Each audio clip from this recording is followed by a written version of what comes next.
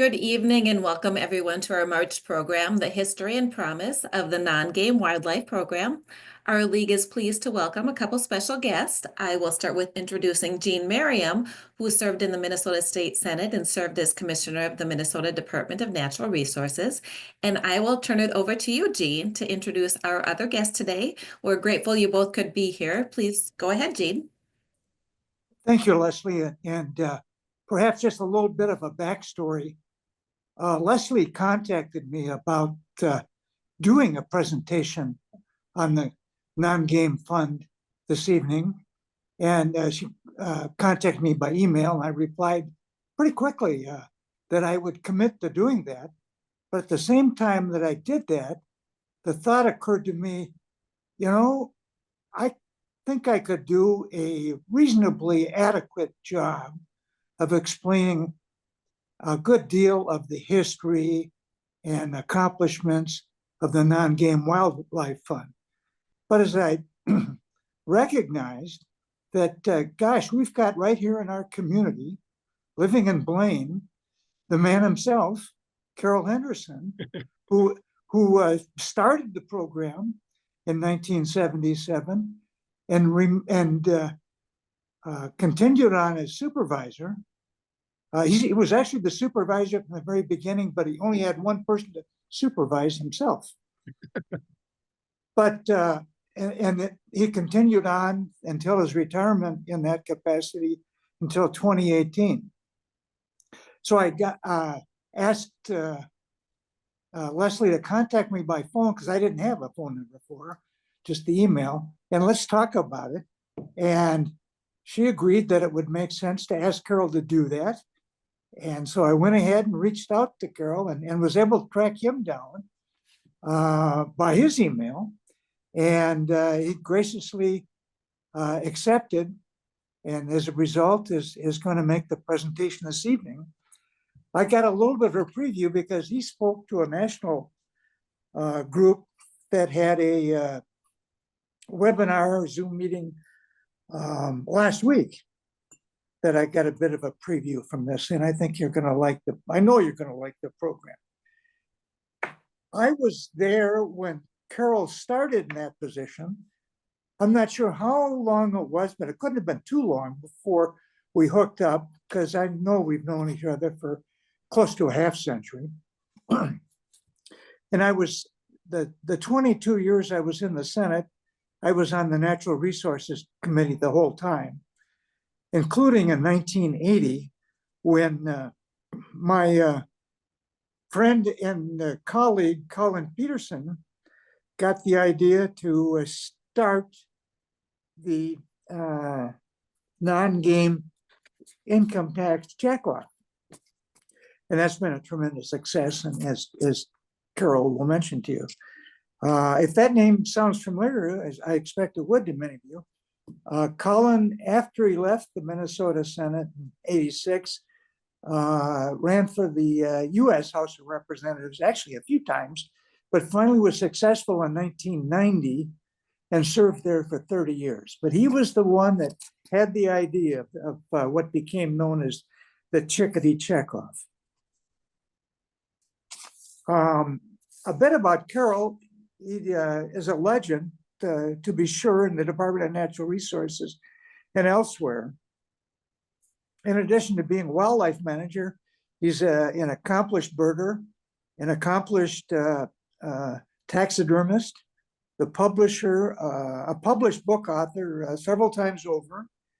And something I just learned pretty recently is that I knew he was into gardening and did a fair job with that, but I just learned recently that in 2016, Carrol won the Garden Clubs of America as the Francis K. Hutchinson Award for Conservation, joining previous recipients such as Walt Disney, Lady Bird Johnson, Rachel Carson, Roger Tory Peterson, and Sigrid Olson.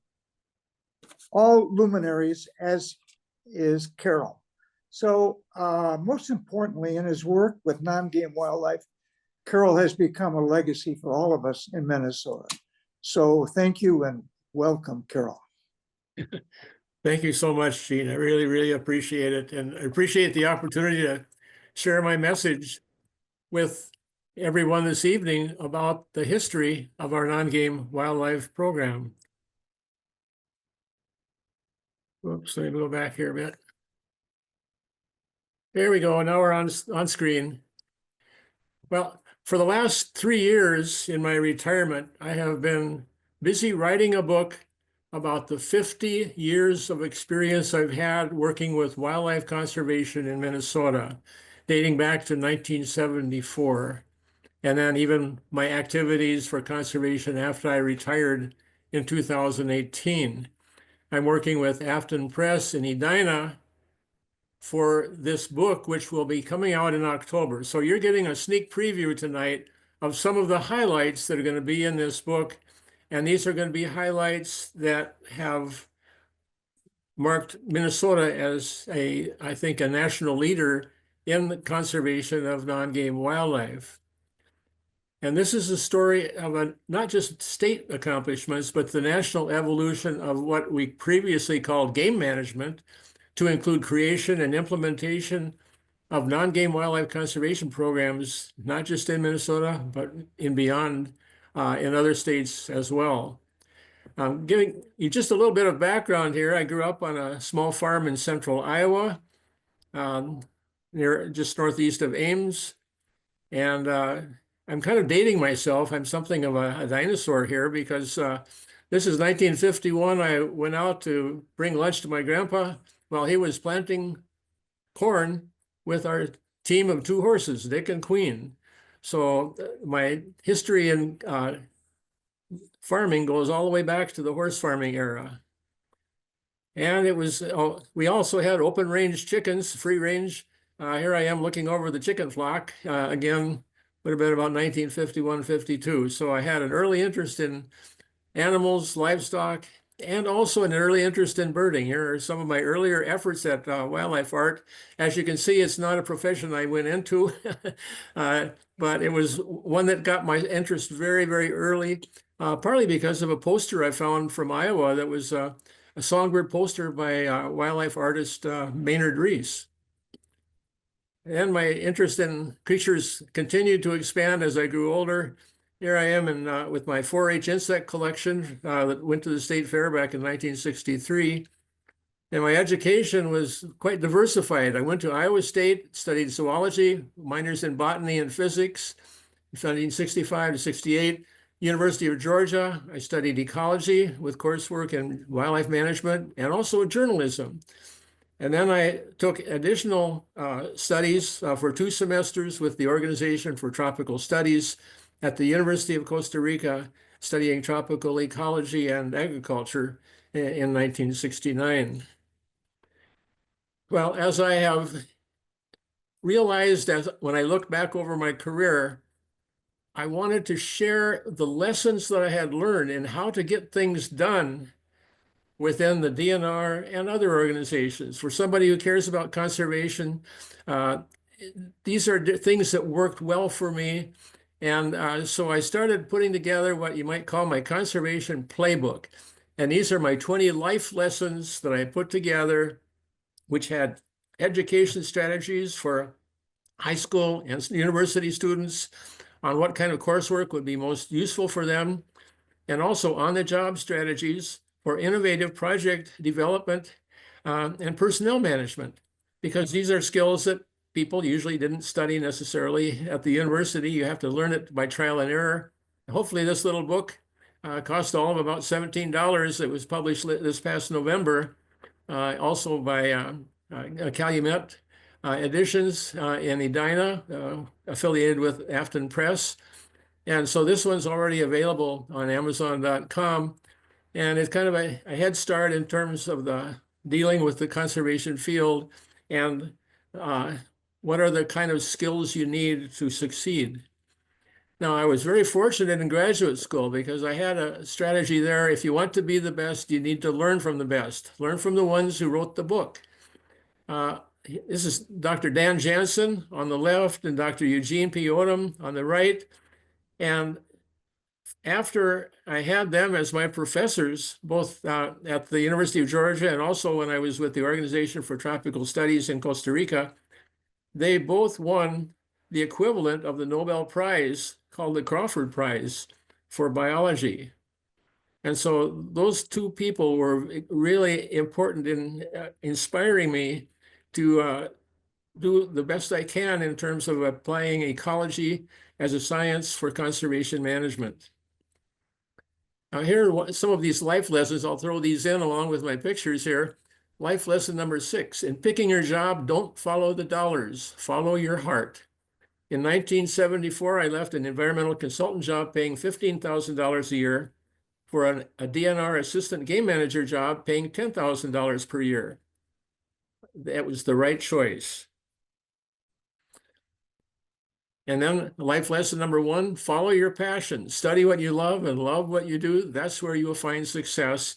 At my first job here at Lac qui Parle Wildlife Refuge in 1974. I worked at the refuge there for 3 years before I took my next job.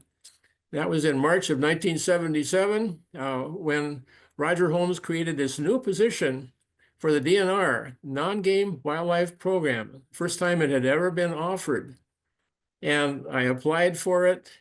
I ranked number 11 on the list for interviews, but someone else declined the interview. I moved up to number 10, so I was eligible for an interview, and I got the position. It started in March of 1977. Ironically, I started on Groundhog Day. That was just, back in February that year.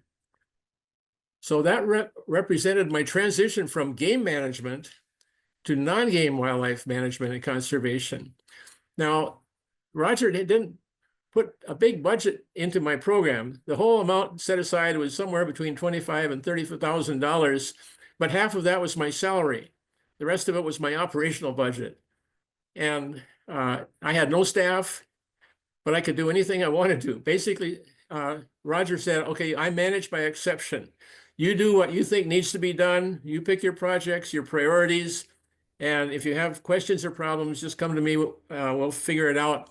But management by exception was the right thing to do. And so what I did in that first year is I spent my year traveling throughout Minnesota, consulting with wildlife managers at the state and federal level, university professors, and citizen conservationists to learn what were their priorities for helping non-game wildlife. I could learn more by listening than I could by going out and giving talks. So I did low-budget citizen science mail surveys for loons, herons, bald eagles, sandhill cranes, and people sent in their observations. And here you can see the map I was able to compile even after just 2 years, putting together the distribution of nesting loons throughout Minnesota.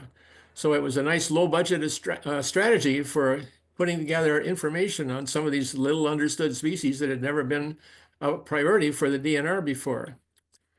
And then while I had worked at Lac qui Parle, I had realized that in all of southwestern Minnesota, there were no river otters. And they had been there previously in historic times. So I put together a proposal to Roger Holmes and the wildlife staff saying, how come we couldn't live trap some wild otters in northern Minnesota, move them down to Lac qui Parle and turn them loose on the Minnesota River system? And this is Arlen Anderson, the refuge manager at Lac qui Parle at the time, wonderful manager who was very supportive of the project. You can see we didn't have high-tech equipment here. These were old chicken cages from a local poultry producer. And we identified the whole Minnesota River system as a system that needed otters added back to the environment.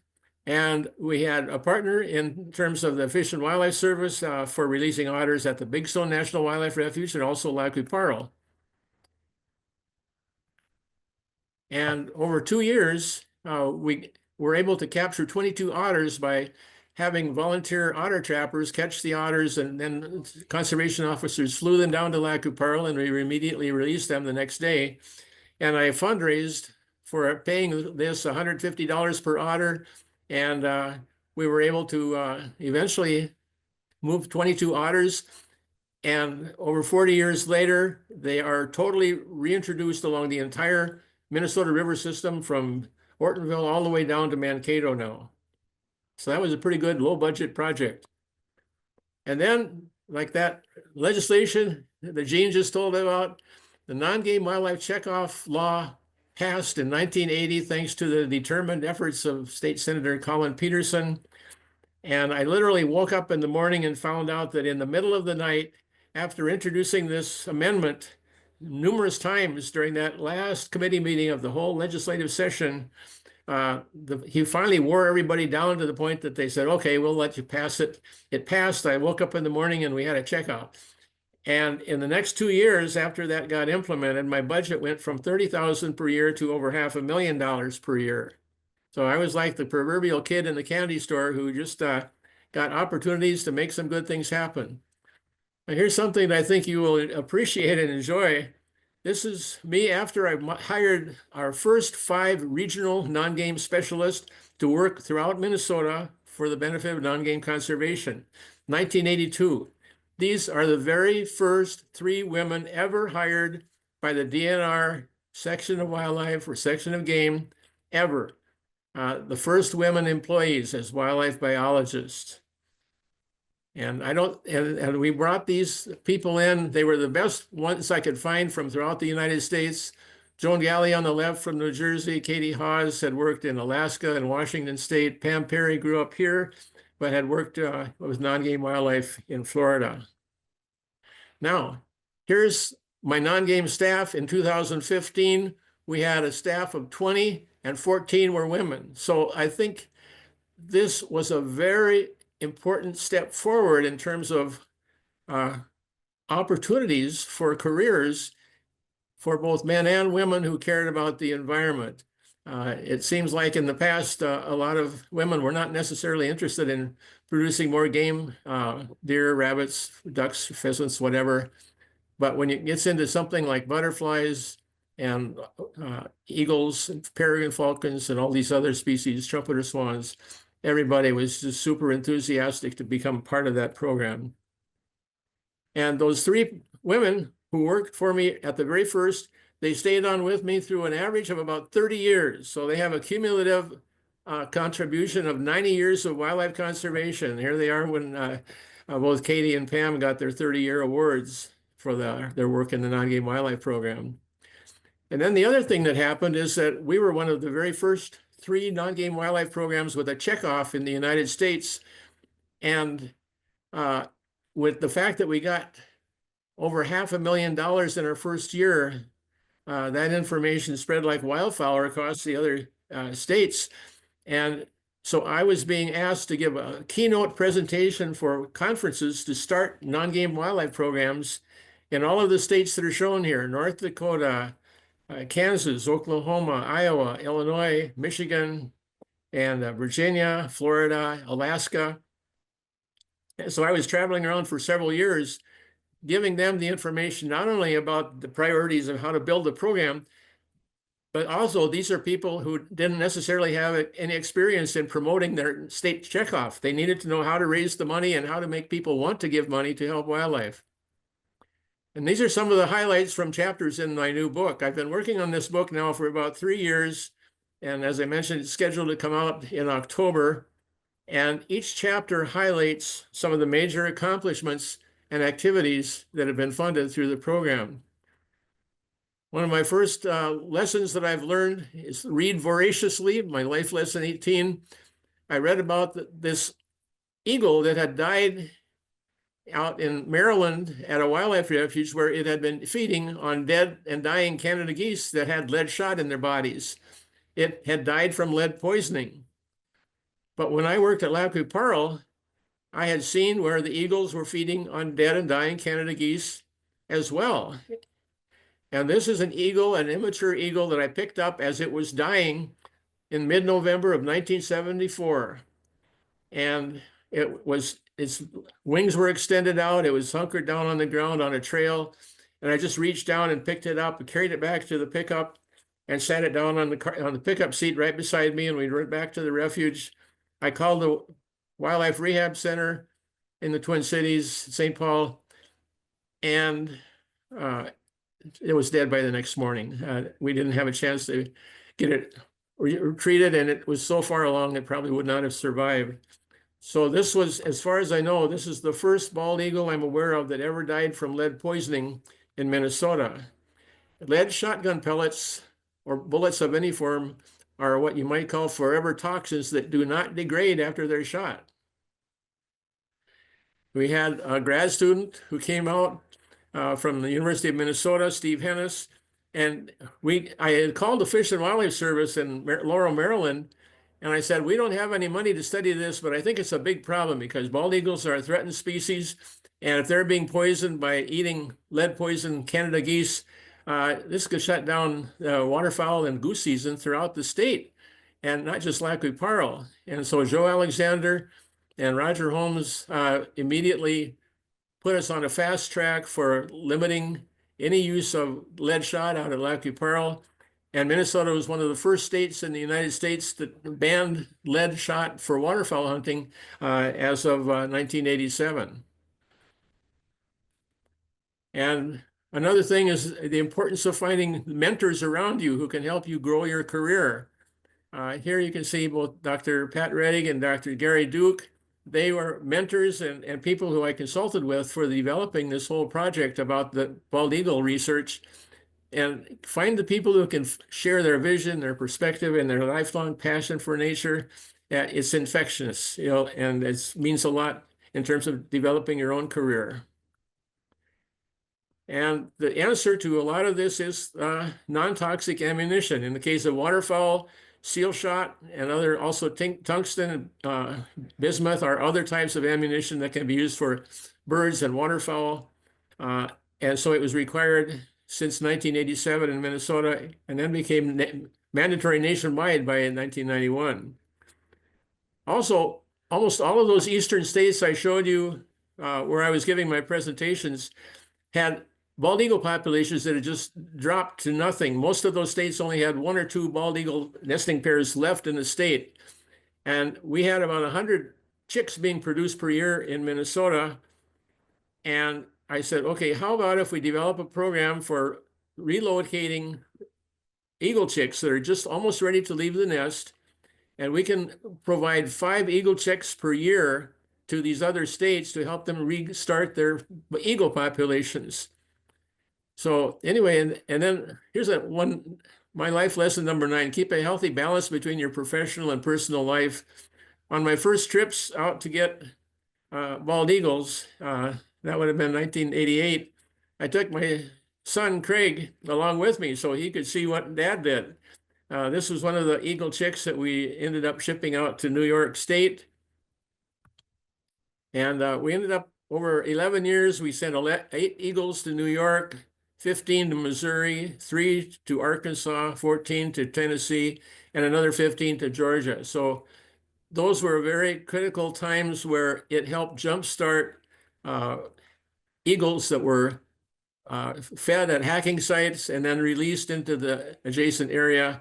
Although I think one of the eagles sent to New York didn't quite appreciate the biological or the geographical boundaries, because when it was old enough to breed, it went over to Pennsylvania and started nesting there.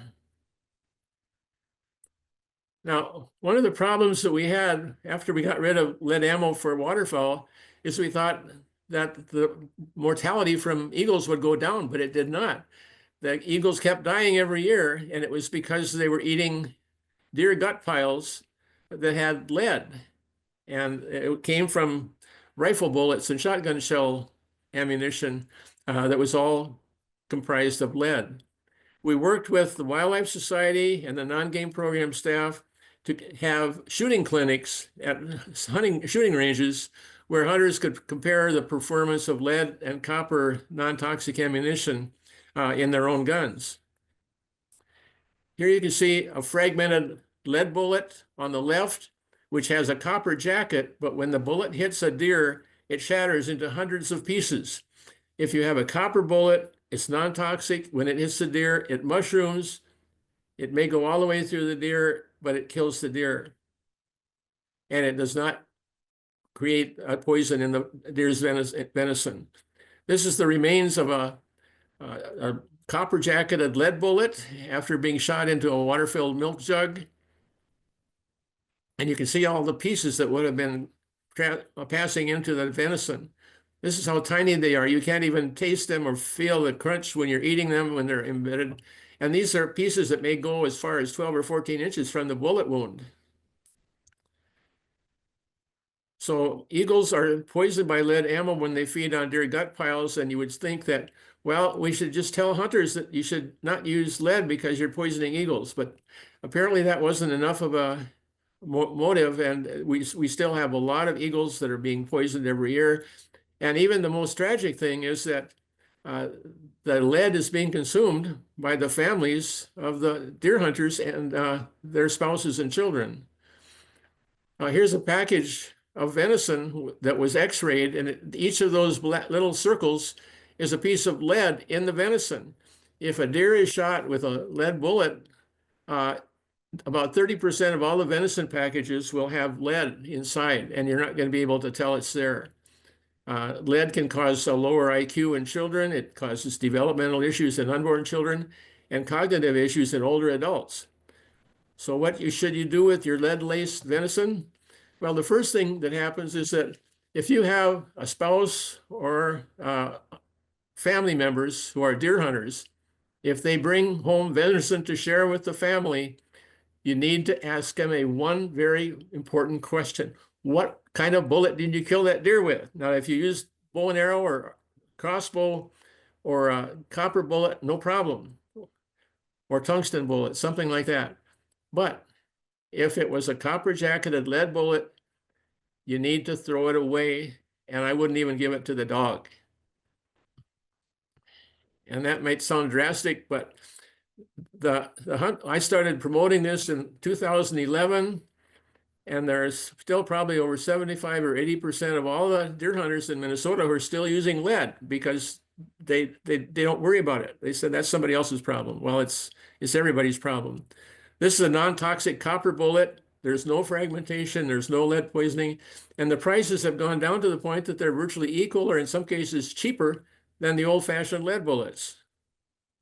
And I should highlight the fact that we have a neighbor right in the Anoka area, Federal Cartridge, that is one of the leaders, national leaders in producing non-toxic ammunition. Here you have a federal box of what they call trophy copper bullets, and we need to let them know that we appreciate the fact that they put all this investment into producing non-toxic deer hunting ammo, so it's not exposing either eagles or people to lead poisoning. And we had many project partners on this whole effort over these last 15 years or so. Isaac Walton, the Minnesota Pollution Control Agency, the Nongame Program, Minnesota Chapter of the Wildlife Society, U.S. Fish and Wildlife Service, the U.S. and the University of Minnesota Raptor Center. All of these partners were important in helping get the word out. Next, we went on to peregrine falcon restoration. 1983, Pat Reddig and I flew to Saskatoon, Canada to pick up our first batch of 15 peregrine falcon chicks to release in the state. And this is the first eagle chick, or excuse me, the peregrine chick that was released on top of the Mayo Clinic back in those first years. The results are, after all those years of releasing falcons, we had successful pairs at 48 sites, including production of 143 young this past summer. So it's even exceeding the number of peregrines that would have been hatched in historic times. This is where those nests are now. And we have a peregrine falcon webcam you can go to, Minnesota DNR peregrine falcon webcam. And I checked it a couple days ago, and there was a falcon in the box checking it out, ready for the next nesting season. So you can see the little chicks being fed and raised through the summer. Trumpeter swans, another one of our very special success stories. Swans were exterminated from Minnesota by 1884. I worked with Dr. Jim Cooper from the University of Minnesota, and we produced a restoration plan in 1982. We decided to collect swan eggs from the Minto Flats from a migratory swan population. And we collected 50 eggs per year, 1986, 87, 88. And I took a volunteer, Dave Algren, who was a pilot for Northwest Airlines. We flew up to the Minto Flats And we had Rod King, pilot for the Fish and Wildlife Service, take us to all of the lakes that had these swan nests. We would visit about 16 to 18 nests per day, and we would leave 2 live eggs in each nest and take the balance of those eggs, fly them back to Minnesota. And this is Steve Kettleson, our technician who took care of the hatching process. And then I had to use a little bit of creativity farther down the line. At the age of 2 years, our swans were almost fully grown, and we had to transport them to Northwest Minnesota to the Tamarack National Wildlife Refuge. And riding in an old bumpy truck was going to potentially damage their legs in transit. It could be a lifelong injury. Well, I had been an officer in the U.S. Air Force, a captain, after I got out of grad school. And so I decided to take a long shot here, and I called the Minnesota Air National Guard. And I said, we're working on a project where we don't want to enter these swans because it's going to be the biggest release of trumpeter swans in the history of the United States, and we want to fly them up to Northwest Minnesota. Could you arrange for a training flight with the Air National Guard to fly these swans up to Northwest Minnesota?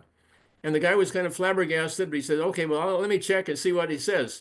Well, I called back a couple of days later, and he says, that's a go. And I about fell out of my chair. And then I contacted, and this comes from my journalism training at Georgia. I called the ABC News assignment desk in New York City, and I said, we're going to make the biggest release of trumpeter swans in the history of the U.S. You want to come and cover the story? And they said, oh, sure. And so anyway, they sent out Roger Karras from ABC News to cover the story nationwide for our release of swans. That was in 1988. And part of our release that we did there was on the White Earth Indian Reservation. And we really appreciated the fact that they helped us select lakes where they could help restore species that had disappeared from their own lakes and lands. Well, so then the big day came, and we had 40 trumpeter swans and 40 big dog kennels. We loaded them up on a C-130. And I'd been in the military airlift command when I was in the Air Force, so I was familiar with the capacity of these planes, and this was perfect. So we made our flight. We got the swans up there, and the swans have done a wonderful job of spreading through the state. Another lesson, the most important wildlife restoration projects require not just years, but decades to accomplish.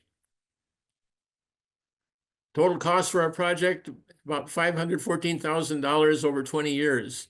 We released 372 swans, and the current population estimate, and this is over a year ago, was 50,000, probably up to 60,000 now. So we have swans nesting in 80 of Minnesota's 87 counties. This was our distribution map from 10 years ago, so it's obviously a much more density of swans than we had then. And again, the key was having a lot of wonderful partners: Fish and Wildlife Service, U.S. Forest Service, White Earth, Three Rivers Parks, Trumpeter Swan Society, Delwood Foundation. All these people made it happen. Loon, this one related back to the Deepwater Horizon oil spill. It's our state bird, but it was also threatened by the damage done in the Gulf of Mexico. And we knew that the loons wintered in the area where the oil was spilled. So I applied with a couple of partners at the office, the non-game program, to study the movements and the biology of the loons with the U.S. Geological Survey. We applied to LCCMR, the Legislative Citizen Commission on Minnesota Resources, and we ended up getting $641,000 to do this study. Here you can see our Techie loon. It's got a satellite antenna coming out of its back, and it has an internal transmitter that allows it to be tracked anywhere on Earth. We found out the migration patterns, and the loons went right to the places where the oil was being spilled. And with that information, we then put together the results of the LCCMR study and submitted this to the Fish and Wildlife Service and said that we need recovery money to restore the loons, some of the loons that were killed by the Deepwater Horizon BP oil spill. And they ended up providing us with $7.7 million to Minnesota for loon recovery, including $1.2 million for the Minnesota Pollution Control Agency for Get the Lead Out Tackle exchanges.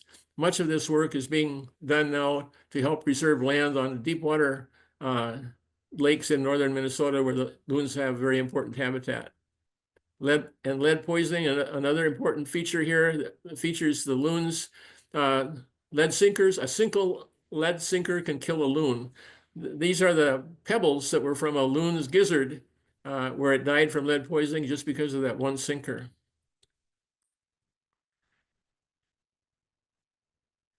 And then to get down to your own backyard, I also did several books while I was with the DNR. This was Landscaping for Wildlife. It sold over 90,000 copies. And some of the important features included butterfly, bee, and moth plants, hummingbird plants. And since we have a lot of local people on tonight, this is our Henderson backyard in 1977 when I was first hired. We moved to Blaine. And you can see we had just one little spruce tree growing in the backyard. And that's our son, Craig.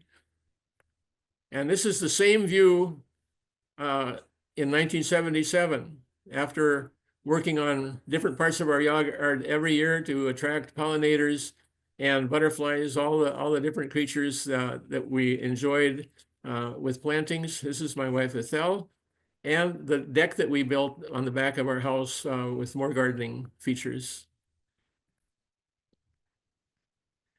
I did another book for the DNR, Woodworking for Wildlife. This one was a big hit. It sold over 97,000 copies, teaching people how to build nest boxes for everything from bumblebees to bluebirds and wood ducks.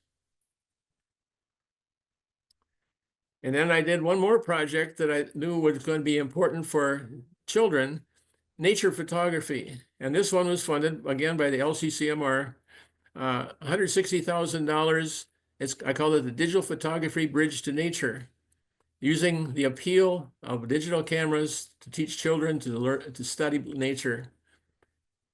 And we had workshops all over Minnesota, and we got people involved as teachers. Dudley Edmondson from Duluth, White Earth Indian Band, East Lake Indian Magnet School, the Wyndham Spanish Dual Immersion School.